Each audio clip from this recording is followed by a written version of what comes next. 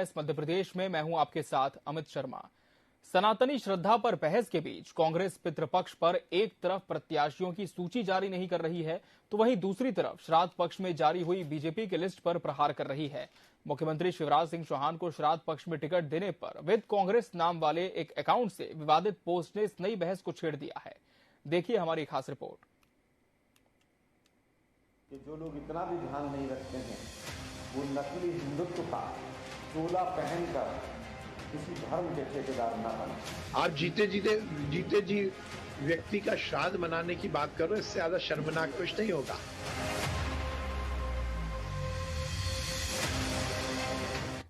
मध्य प्रदेश के मुख्यमंत्री शिवराज सिंह चौहान से जुड़ी एक आपत्तिजनक तस्वीर इन दिनों सोशल मीडिया पर वायरल है। सीएम की तस्वीर के ऊपर मामा का श्राद्ध लिखा हुआ है। विद कांग्रेस नाम वाले एक अकाउंट से विवादित पोस्ट को शेयर किया गया है। मुख्यमंत्री शिवराज सिंह चौहान के बेटे कार्तिकेय ने इस पर कड़ी आपत्ति जताई है। हालांकि पीसीसी चीफ कमलनाथ ने कांग्रेस पार्टी की तरफ से ऐसे किसी भी ट्वीट से इनकार किया है। वहीं कांग्रेस के राष्ट्रीय प्रवक्ता ने यह अवश्य माना है कि कांग्रेस पितृपक्ष में टिकट देना शुभ नहीं मानती है। देखिए, हमने केवल ये कहा कि जो लोग हिंदुत्व की बात करते हैं और श्राद्ध पक्ष में हम लोग हमेशा प्रयास करते हैं कि कोई भी सकारात्मक कदम या अच्छी चीजों को नवरात्रों तक पहुंचाया जाए, केवल वो तंज है कि जो लोग इतना भी ध्यान नहीं रखते हैं वो नकली हिंदुत्व का चोला पहनकर किसी धर्म के ठेकेदार न बने। इधर कांग्रेस की लिस्ट में हो रही देरी पर मंत्री विश्वास सारंग ने कहा, इतनी आसानी से कांग्रेस की लिस्ट कहां आएगी। उन्होंने कहा कि कांग्रेस में टिकटों की बोली लगती है। सारंग ने पूछा, राजनीति की प्रतिद्वंदता में कमलनाथ और किस स्तर तक जाएंगे। जीते जी व्यक्ति का श्राद्ध मनाने से ज्यादा दुर्भाग्यपूर्ण और कुछ नहीं होगा। यह हिंदू संस्कृति नहीं है। कमलनाथ ने सीएम शिवराज के साथ ही पितरों का भी अपमान किया है। अपनी राजनीतिक प्रतिद्वंदता में आप किस स्तर तक जाओगे कमलनाथ जी? आप जीते जी व्यक्ति का श्राद्ध मनाने की बात कर रहे हो, इससे ज्यादा शर्मनाक कुछ नहीं होगा। ये हिंदू संस्कृति नहीं है। जहां एक और कमलनाथ जी ने शिवराज जी का तो अपमान किया है, मध्य प्रदेश के मुख्यमंत्री का अपमान तो किया, उसके साथ साथ पितरों का भी अपमान किया। ये दिन पितरों को याद करने वाले और उनके प्रति श्रद्धांजलि देने वाले हैं। पर ये इटली की संस्कृति में बढ़ने वाले कमलनाथ क्या जाने पितरों का क्या महत्व होता है। कांग्रेस ने भले ही ट्वीट से पल्ला झाड़ लिया हो, लेकिन कमलनाथ ने यह जरूर कह दिया है कि शिवराज जी, श्राद्ध पक्ष में आपको टिकट आपकी पार्टी ने दिया है, कांग्रेस पार्टी ने नहीं दिया है। यह दिगर बात है कि श्राद्ध पक्ष में बीजेपी के टिकटों पर तो कांग्रेस का निशाना है, लेकिन खुद के टिकट न दे पाने पर शुभ मुहूर्त का बहाना है। भोपाल से टीवी 24 के लिए अतुल विनोद पाठक की खास रिपोर्ट। और आज इसी विषय पर हम चर्चा करेंगे। इसके लिए हमारे साथ खास मेहमानों का पैनल भी जुड़ चुका है। हमारे साथ बीजेपी प्रवक्ता बृजराज सिंह जी जुड़े हैं। बृजराज जी, आपका बहुत बहुत स्वागत है इस डिबेट में।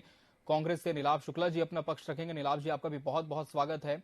वरिष्ठ पत्रकार सुनील शुक्ला जी भी हमारे साथ इस डिबेट में। सुनील जी, आपका भी बहुत बहुत स्वागत है। चर्चा की शुरुआत बृजराज जी आपसे करते हैं। जिस तरह से कांग्रेस ने आज प्रेस वार्ता ली, राष्ट्रीय प्रवक्ता पहुंचे हुए थे, उन्होंने साफ तौर पर कहा कि हिंदुत्व की बात लगातार बीजेपी करती है, लेकिन जो अहम तिथियां होती है उसे ही यदि आप नहीं मानते हैं तो किस तरह के हिंदू आप हैं। नकली हिंदू होने का तमगा बीजेपी को उन्होंने दिया है। जी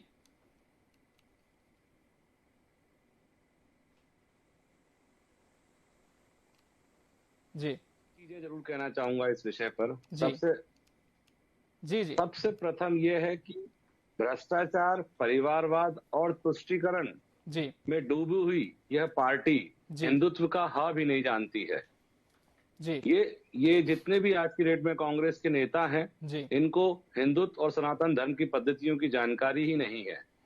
आप ही मुझे बताइए, और मैं उन आलोक शर्मा से पूछना चाहता हूं कि भगवान श्री गणेश की गणेश चतुर्थी से प्रारंभ होने वाला और नवरात्रों के बीच में आने वाला कालखंड कैसे अशुभ हो सकता है?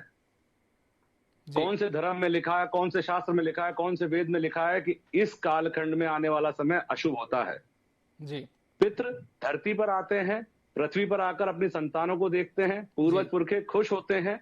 और मैं तो यहाँ कहना चाहूंगा कि पूर्वज पुरखे अपने घर वालों को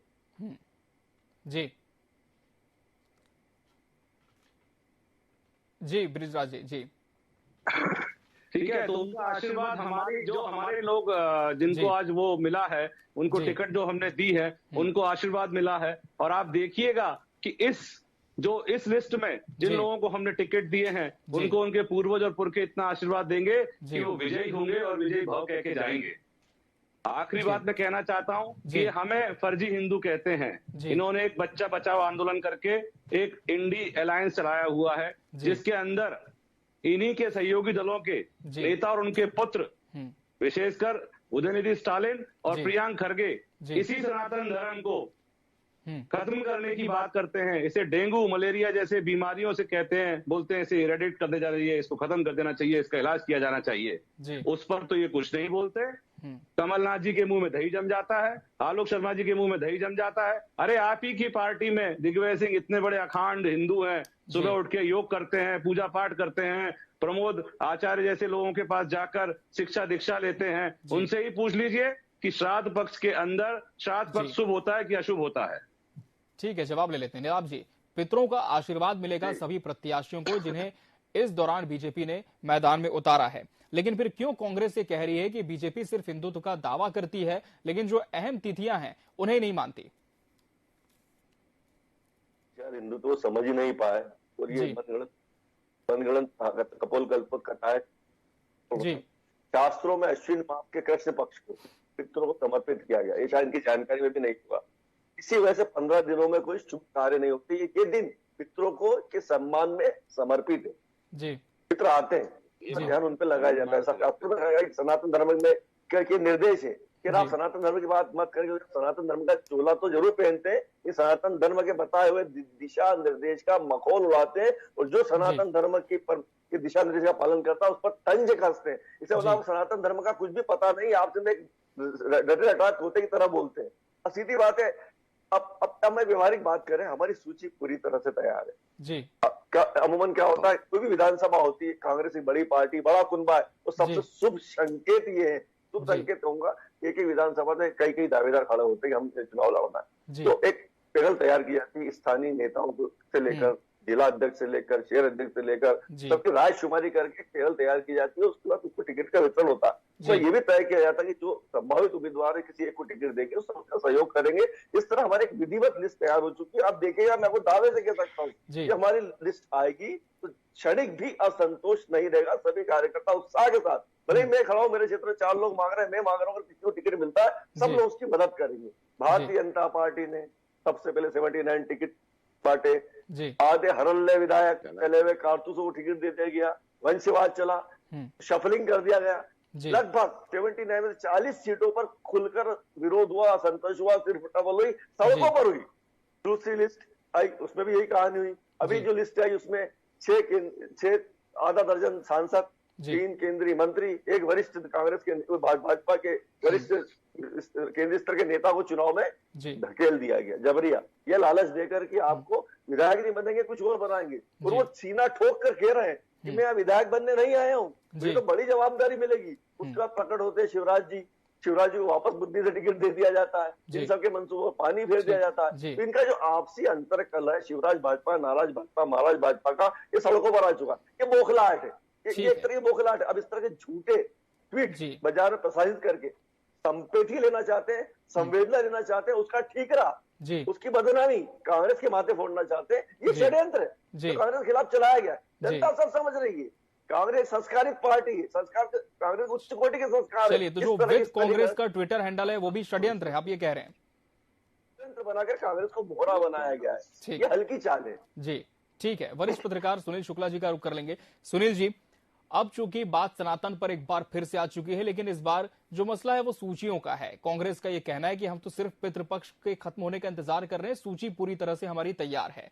लेकिन क्या आप मानते हैं कि जिस सनातन को लेकर दावे एक समय में बीजेपी लगातार करती थी, अभी भी कर रही है, अब कांग्रेस उसी सनातन को एक विषय लेकर अपनी सूची की ओर डाइवर्ट करने की कोशिश कर रही है? जैसा कि आपने हमें कहा है कि कांग्रेस की सूची तैयार है, अभी तक जारी नहीं हुई, लेकिन हम जब बात कर रहे हैं श्राद्ध पक्ष की, तो देखिए कि हमेशा एक श्रद्धा और एक आस्था का विषय है, और कहीं भी इस तरीके से कहीं नहीं लिखा गया है कि कहीं कुछ काम नहीं होगा। यदि ऐसा कुछ होता तो पूरी दुनिया रुक जाती। ये एक कांग्रेस की एक सोची समझी रणनीति है, जिस तरीके से हमने देखा कि तो मैं आपको एक तरफ से बता दूं, यदि हम ये एक एस्टैब्लिश्ड फैक्ट है कि 2003 के चुनाव से यदि हम देखें जो है मध्य प्रदेश में पिछले चुनाव में, चाहे 2003 का चुनाव है, चाहे 2008 का हो, 2013 का हो, 2018 का हो, चाहे कांग्रेस हो चाहे बीजेपी हो, दोनों ही पार्टियों ने शासक पक्ष में अभी तक अपने टिकट जो प्रत्याशियों की सूची जारी नहीं की थी। इस बार बीजेपी ने एक जारी करी है। तो मुझे लगता है ये दोनों अपनी अपनी पार्टियों की रणनीति का एक हिस्सा है, क्योंकि अब कांग्रेस का ये था कि भाई जब तक ये बीजेपी की जब तक सूची सामने नहीं आ जाती, उसके बाद ही उनकी भी पूरी तैयारी है। लेकिन चूंकि हम देख रहे हैं कि इस तरीके से हिंदुत्व कार्ड का एक मामला है कि कांग्रेस पिछले लंबे समय से हम देख रहे हैं कि वो कोशिश कर रही है कि वो भी एक तरीके से कहीं ना कहीं हिंदू को मानने वाली पार्टी है। जिस तरीके से हम देख रहे हैं कि कांग्रेस के कई नेताओं ने जो है भागवत कथाएं कराई हैं, राम कथाएं कराई हैं, इवन पीसीसी के अंदर भी कुछ इस तरीके से नहीं होता था।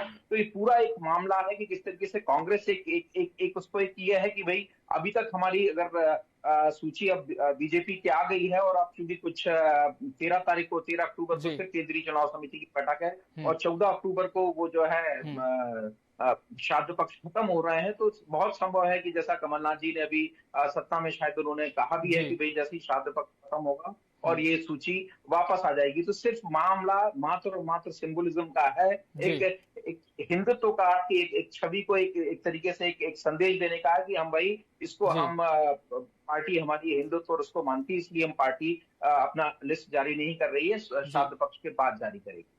ठीक है, बृजलाल जी का रुख कर लेंगे। बृजलाल जी, जिस तरह से आपने लीलाप शुक्ला जी को सुना, उन्होंने कहा है कि सूची तैयार है, सिर्फ पितृपक्ष खत्म होने का इंतजार है। क्या इससे इत्तेफाक रखते हैं कि चुनौती देने के लिए तो कांग्रेस पूरी तरह से तैयार है, लेकिन एक निर्धारित तिथि का इंतजार करिए? और दूसरा, उन्होंने ये कहा है कि प्रोपोगेंडास चलाए जा रहे हैं कांग्रेस को बदनाम करने के लिए। आपसी अंतरकला है, लेकिन उसका इल्जाम कांग्रेस पर लगा दिया जाता है। पहला सवाल आपने कहा अमित जी की ये क्या बोलते हैं 6 महीने पहले लिस्ट लाने वाली पार्टी आज कह रही है कि हम श्राद्ध पक्ष का इंतजार कर रहे हैं। मेरी नजर में ये एक झूठ है और इनके नेता झूठ की दुकान चलाते हैं। उसी झूठ का, जिस प्रोपोगंडा की ये बात कर रहे हैं, प्रोपोगंडा ये फैलाते हैं साहब। जहां जाते हैं, राजस्थान में जाते हैं तो हिंदुत्व का विरोध करते हैं क्योंकि वहां तुष्टिकरण करना है। छत्तीसगढ़ में जाते हैं तो वहां पर अलग चाल चलते हैं। कर्नाटक में जाते हैं, कर्नाटक में प्रियंक खड़गे जी खड़े होके कहते हैं कि नहीं जी, हिंदुत्व और सनातन तो कीड़ा है, मकोड़ा है, इसे खत्म करना चाहिए, बीमारी फैलाता है। तब राहुल गांधी जी कहाँ चले जाते हैं? तब राहुल गांधी जी के मुंह से क्यों निकलता है आजकल उन्होंने एक नया राग अलाप रखा है जाति का। ये इनकी फूट डालो राज करो की नीति है। ये इन प्रकरण, इनको सत्ता में आना है। सत्ता में आकर इनका एक ही मकसद होता है, स्वयं का विकास और एक परिवार का विकास। देश समाज जाए भाड़ में। आपने दूसरी बात कही कि हम प्रोपोगंडा फैलाते हैं, सबके सामने है। आज ये बात करते हैं कि हम सत्ता में आएंगे तो ये कर देंगे, वो कर देंगे। भाई राजस्थान में क्यों नहीं कर पा रहे हो 5 साल से? पेट्रोल का दाम आप पता कर लीजिए ऑनलाइन कितना है। छत्तीसगढ़ में तो आप गोबर ही खा गए। कड़वी बातें मैं बहुत सारी बोल सकता हूँ नीलाभ जी, लेकिन आप अगर फैक्ट से बात करेंगे तो आपकी पार्टी प्रोपोगंडा फैलाने में सबसे नंबर 1 है। झूठ को वो इतनी बार बोलती है कि लोगों को वो सच लगने लगता है। इससे ज्यादा मैं कुछ नहीं कहना चाहूंगा। ठीक है, जवाब दें नीलाभ जी कि जब सनातन पर वार होता है तब कांग्रेस के दिग्गज क्यों शांत रहते हैं, क्यों जवाब नहीं देते हैं? देखिए, हमने हमेशा सनातन धर्म का अपमान नहीं सहा है, न अपमान सहेंगे। भारतीय जनता पार्टी ने सनातन धर्म को वोट कबाड़ने का तो राजनीतिक रोटियां सेकने का साधन बना रखा। इन्हें सनातन धर्म बारे कुछ भी नहीं पता। ये पितृपक्ष का माहौल उड़ा रहे हैं। देखिए, पितृपक्ष पे पूर्वजों का पिंड किया जाता है, तर्पण किया जाता है। उस समय शादी विवाह नहीं करते। आप बताइए, हमारे भाजपा पितृपक्ष में शादी विवाह करते हैं क्या? बेटे को घोड़ी चढ़ाते हैं क्या? नहीं चढ़ाते। पूर्वजों का आह्वान किया जाता है, पूर्वजों का सम्मान किया जाता है, पिंड दान किया जाता है, तर्पण किया जाता है, ब्राह्मण भोज किया जाता है। उसमें बेटे बेटे की शादी नहीं की जाती। इतना तो व्यवहारिक ज्ञान आपको भी होगा। तो आप कैसे तंज कर रहे हैं? बेटे की शादी नहीं है। सनातन धर्म कुछ भी नहीं पता है। ये अश्विन मास का कृष्ण पक्ष होता है, सम्मान किया जाता है। उसका हिंदू धर्म में गणेश चतुर्थी की बात का समय कैसे खराब हो सकता है? अब ये एक बात थी कि पितरों की सेवा ना कर पाए, उनसे भटक ना जाए, उससे विमुख ना हो जाए, इसलिए थोड़ा सा वो पद्धति चल रही है कि शुभ कार्यों को इसको रोका जाए। नवरात्रि आ रहे हैं, नवरात्रि आपकी बात पूरी करें जी। डिक्लेयर करेंगे रेस उस चीज की है। पहले बच्चों का खेल नहीं हो रहा है कि हमने पहले होमवर्क करके पहले टीचर को दिखा दिया और सब गलत लिख दिया, और ये नहीं हो रहा। कितना सही लिखा, कितने पूरे नंबर मिलेंगे, ये सही है। लिस्ट पहले देने की लिस्ट रेस नहीं लगी है, कितने जिताऊ उम्मीदवार, कितने सही उम्मीदवार दिए जाएंगे, वो रेस है। जो आप क्या नहीं हुई, इस रेस में आप पिछड़ चुके हो। आपकी लिस्ट आते ही हम मान चुके हैं कि भारतीय जनता पार्टी ने आधी हार तय कर दी है। बृजराज जी, आरोपों पर जवाब, लिस्ट की रेस नहीं है, जीतने की रेस है, कांग्रेस कह रही है जी। बृजराज जी साहब एक बात बताइए, ये अगर जिताऊ कैंडिडेट हैं इनके, तो इंतजार किस बात का कर रहे हैं? कहा ना उन्होंने पितृपक्ष खत्म होने का इंतजार कर रहे हैं, सीनियर लोगों के ऊपर नहीं, ये तो इंतजार कर रहे हैं। अपनी टिकट लिस्ट अभी जारी नहीं करी इन्होंने। अगर इनके सारे जिताऊ कैंडिडेट हैं तो लाइए ना मैदान में जी। कौन डरा हुआ है? डरे हुए ये हैं। हम प्रशासन शासन चलाते हुए भी संगठनात्मक रूप से चुनाव के लिए आज से 3 महीने पहले तैयार थे। कार्य समिति करते हैं, महाकुंभ करते हैं, बैठ के करते हैं, बात करते हैं और बात करके तय करते हैं। 39 सीटें पहले निकालते हैं, फिर कुछ सीटों को 39 सीटों को देते हैं, उसके बाद 97 सीटें और क्लियर करते हैं। हमारा प्रोसेस है, चल रहा है। इनका प्रोसेस कहाँ है? 10 जनपद के अंदर वहां पर कमीशन नहीं पहुंचा है तो क्या साइन नहीं हुआ है अभी तक पर्ची के ऊपर? अरे भैया जल्दी जल्दी कमीशन पहुंचाइए, साइन कराइए पर्ची, लोग परेशान हो रहे हैं। मेरे ग्वालियर विधानसभा के अंदर, ग्वालियर के अंदर बहुत परेशान आरोप है। दसियों तरह की बातें कर रहे हैं। देखिए साहब, आपकी जो लिस्ट निकली है उसका अंतर कला और सिर्फ उठा हुआ सड़कों पर आ चुका है। ऐसी लिस्ट निकालने का क्या फायदा? आपने आगे हरने विधायक को आगे चले हुए टिकट देगा जिनका क्षेत्र में विरोध हो रहा है। ऐसी हाई पावर क्या थी? तो समझ के टिकट देते, ये नहीं कहा है कि हम चुनाव नहीं लड़ना चाहते हैं। वो क्या कह रहे हैं? अपना भी जीतेंगे और 5-7 अगर बगल का जीतेंगे। पैर कांप रहे हैं इनके, आसपास के कैंडिडेट मैदान छोड़ के भाग रहे हैं, इसलिए ये लोग सीट नहीं डिक्लेयर कर रहे हैं। हम इनसे आगे थे, आगे हैं और आगे ही रहेंगे। तो जिताऊ चेहरे आएंगे, आपके नेता चाहकर भी उनसे जीत नहीं पाएंगे। ठीक है, चलिए वो चेहरे छुपा के रखे भाई, उनके अंदर उनको निकालिए ना, सबके सामने लाइए। चलिए, वरिष्ठ पत्रकार सुनील शुक्ला जी का रुख कर लेंगे। सुनील जी, कांग्रेस बार बार ये कह रही है कि सूची तैयार है, सिर्फ पितृपक्ष खत्म होगा, उसके बाद तमाम जो कैंडिडेट्स हैं उनके नाम सबके सामने होंगे। लेकिन जो सनातन का हवाला यहां पर बार बार दिया जा रहा है, सनातन पर बात हो रही है कि हम धर्म विशेष को मानते हैं, इस वजह से हम एक निर्धारित तिथि के बाद ही सूची जारी करेंगे। क्या लगता है इसका कितना माइलेज कांग्रेस को इस चुनाव में मिल सकता है, और क्या सिर्फ सनातन ही इस बार एक मुख्य विषय रहेगा मध्य प्रदेश के विधानसभा चुनाव में?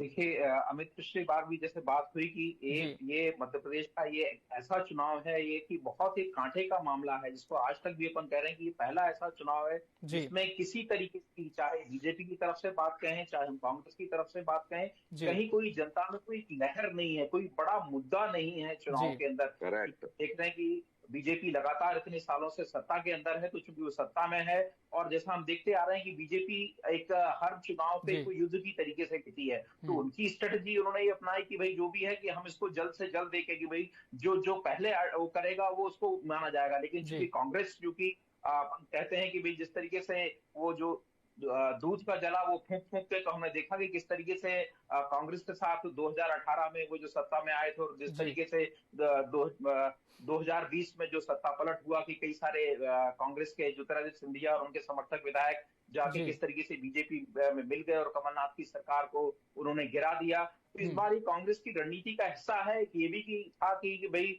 पहले बीजेपी की चूंकि एक सीट की मारामारी है, और दूसरा चूंकि कांग्रेस अब ये चल रही है कि बीजेपी ने काफी यहाँ पे हिंदुत्व का खेला हुआ है बहुत तरीके से। बीजेपी का आप कह सकते हैं कि इस मामले में मास्टर रही है, क्योंकि अब कांग्रेस भी ये रहा है कि उसको चूंकि बीजेपी का जो एक लंबे समय तक रूलिंग स्टेट है, तो उसकी भी एक स्ट्रेटजी है कि भाई कहीं ना कहीं वो मतदाताओं के बीच एक मैसेज देना चाहती है कि भाई कांग्रेस भी जो है वो एक सनातन और हिंदुत्व को मानने वाली पार्टी है, क्योंकि ये उनकी रणनीति का हिस्सा है। उनका ये था कि भाई कांग्रेस के बीजेपी के सारे टिकट उनके ज्यादातर सब नाम सामने आ जाएं, इसके बाद ही वो अपने जो है उम्मीदवारों के पत्ते खोलेंगे। तो मैं एक पत्रकार के नाते से मैं ये देखता हूँ कि दोनों ही ही पार्टियों की एक रणनीति का हिस्सा है। उनका था कि वेट एंड, और इसको सूची को अब वो ये जानना चाह रहे हैं कि भाई हम इसको श्राद्ध पक्ष से जोड़ दें। जैसा कि मैंने आपको पहले भी बताया कि पिछले 2003 से 2018 तक के चुनाव की बात करें तो दोनों ही पार्टियों ने श्राद्ध पक्ष में जो है वो अपने उम्मीदवारों की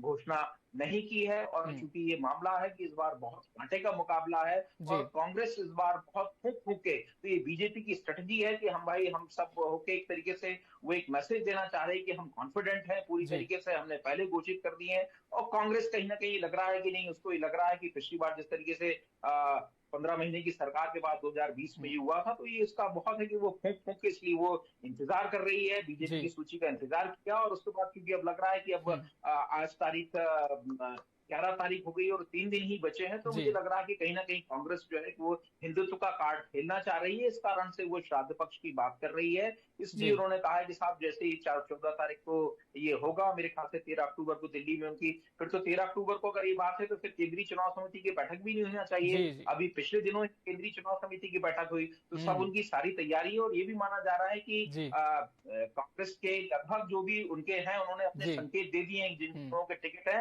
उन्होंने सार्वजनिक नहीं किया। तो ये कुल मिलाकर कि ये दोनों ही पार्टियों की, कांग्रेस की रणनीति का हिस्सा है। ठीक है नीलाभ जी, बहुत पते की बात सुनील जी ने कही कि जब आपकी सूची पूरी तरह से तैयार है, क्यों फिर लगातार बैठकों का दौर जारी है? कहीं श्राद्ध पक्ष के बहाने कुछ और स्ट्रेटेजी तो नहीं है कांग्रेस की? फाइनल स्टेज में अंतिम मुहर लगना बाकी है, सूची तैयार हो तो नवरात्र में कोशिश कर देंगे के लिए। मैंने आपसे कहा कोई रेस नहीं लगी है, रेस नहीं लगी है कि पहले आप या पहले आप। महत्वपूर्ण, मैंने आपसे कितना अच्छा उदाहरण दिया कि ऐसा नहीं कि टीचर ने आप एग्जाम में आप लोग पर्चा आया और आपने जल्दी 15 मिनट में लिख के हवाले कर दिया, सब उत्तर गलत लिख दिए और आप बोले मैं तो सबसे पहले देकर आ गया। महत्वपूर्ण है उस परीक्षा में पास होना। तो आपकी सूची जो आई थी कि सूची में आती अंतरकला हर सूची में हो गया। यहाँ तक स्थिति रही कि मुख्यमंत्री का चेहरा हटा दिया गया, केंद्रीय नेतृत्व को, स्थानीय नेतृत्व पे भरोसा ही नहीं रहा, वो नाकारा साबित हो चुका। पूरे सूत्र अमित शाह जी और मोदी जी ने अपने हाथ में ले लिए, मुख्यमंत्री का चेहरा ही गायब कर दिया। आशीर्वाद यात्रा के बाद से इसके संकेत मिल गए थे, कहीं जन आशीर्वाद मिला ही नहीं था, विकास यात्रा फ्लॉप हो चुकी थी। तो अभी जो टिकट हुए हैं ये रायशुमारी किसकी के हुई है आपको पता? 230 विधायक बाहरी प्रदेशों के आके उन्होंने सर्वे किया, जो यहाँ का ABCD भी नहीं जानते, उन्होंने नाम दिए, उसके आधार पर उन्होंने टिकट बांट दिए। तभी तो अंतरकल्ला हो रहा है और सिर्फ फुटेबॉल हो रही है इनके आपकी। तो ऐसी लिस्ट हमें नहीं जल्दी पास करना जो भारतीय जनता पार्टी ने करी है। तो आपकी लिस्ट आपको मुबारक हो, आपने आपकी हार यही ब्रिजराज जी जवाब नहीं पता है आपकी लिस्ट निकल होती है, आपकी हार यही पर हो गई है। संगठन को स्थापित करके चल रहे हैं। हमारे पास में माननीय नरेंद्र मोदी जी ऐसे लीडर हैं, माननीय अमित शाह जैसे लीडर हैं। आपके पास क्या है? राहुल गांधी, जिसे आधी दुनिया पप्पू कहती है। अरे आप इस तरह की मनगढ़ंत बातें फैलाइए कि हम अंतर कलह में इसमें 3 दिसंबर को मालूम पड़ जाएगा किस कलह में है। हम शुक्ला जी ने साफ साफ कहा है हम युद्ध की तरह लड़ते हैं चुनाव, आपकी तरह नहीं है कि वह जनपद से लिख के आ जाता था, एक चपरासी मुख्यमंत्री बन जाता है। आप इस तरह की बातें नीलाभ जी कुछ भी कहते जाएंगे, मैं सुनता जाऊंगा क्या? विदेशों के विश्वविद्यालय उसे लेक्चर देने के लिए अपने बुलाते हैं, आप कल्पना भी नहीं करते। आपको संगठन का सा नहीं पता। हमारे पास में तो संगठन है, हमारे पास में नेता है, हमारे पास मुख्यमंत्री है जो कार्यकर्ता की तरह सड़क पे आकर काम करते हैं। आपके पास क्या है? संगठन पर भरोसा किया? कुछ नहीं। आपके संगठन केंद्रीय नेतृत्व पर भरोसा क्यों नहीं किया? राहुल गांधी और प्रियंका गांधी सभी प्रदेश के संगठन को नकारा साबित कर दिया। आदिवासी 50% है, इंदिरा गांधी महापुरुष थी। करने लगे, ये क्यों हुआ? कहा का संगठन आपका?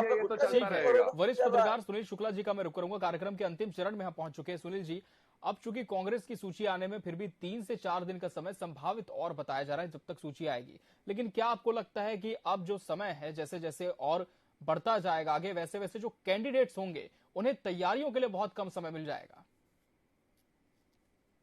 देखिए, जैसा कि है कि अब कोई मेरे ख्याल से किंतु परंतु नहीं है। कांग्रेस ने इस तरीके से स्पष्ट कर दिया है कि मुझे लग रहा है कि 15 तारीख को उनकी सूची, 13 अक्टूबर को फिर से केंद्रीय चुनाव समिति की बैठक है इसी कांग्रेस की।